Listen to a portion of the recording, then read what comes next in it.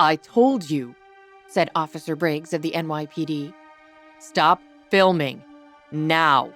Beatrice turned the camera off, rolling her eyes. To what do I owe this interruption? She asked, not bothering to disguise her annoyance. But before the officer could answer, Fred strode in through the door. You, hissed Beatrice. What are you doing here? For as clever as you are, Beatrice, Fred began, it's staggering how you overlook some of the most important details sometimes. Meaning what, exactly? You picked a fight with a media executive, a billionaire media executive. And if you want to stay on your channel, you will apologize to Quinn publicly and not discuss her or me anymore on your show. Talk about hats and lipsticks and who is dressed weirdly at the Met Gala. But you will not mention myself or my fiancé on your program anymore. I can say whatever I want, shrugged Beatrice. I don't know why you suddenly think you can dictate to me what I can and cannot say on my own program. My content got me 60 million followers, Fred. Me, by myself. And that is wholly commendable, Beatrice, Fred said, smiling. That's why I had my analysts examine the value of having a production company that produces short, episodic video content. They ran the numbers, and they showed me what a lucrative venture it could be. What are you saying?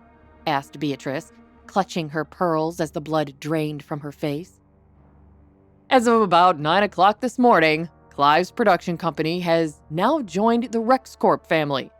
Clive is retired with a large check and my own good wishes. You work for me now, Beatrice. Never, she spat. This set, the equipment, the pile of makeup on your face, all of it belongs to RexCorp. And the police officer? Asked Bernice. Why is he here? He's here because I knew you would not go quietly.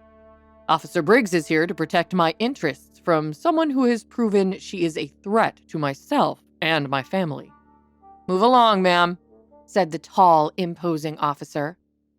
But Fred, do I really have to stop? Must I really leave? I told you what the requirements are, Beatrice.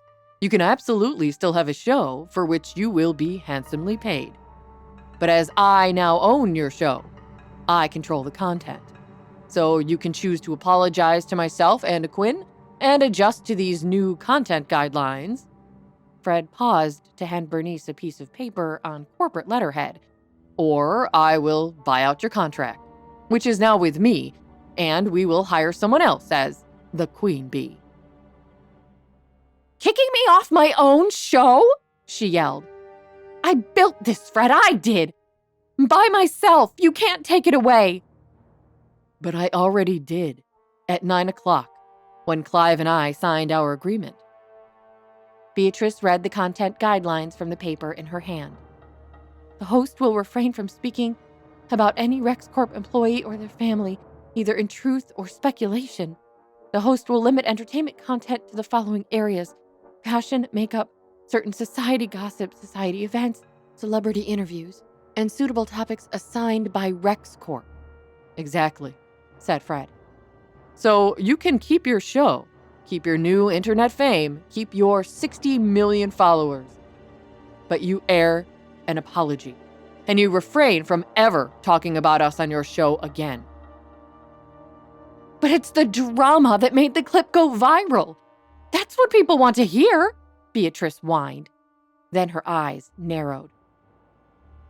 You just couldn't stand it, could you? You couldn't stand that I did something myself and was good at it.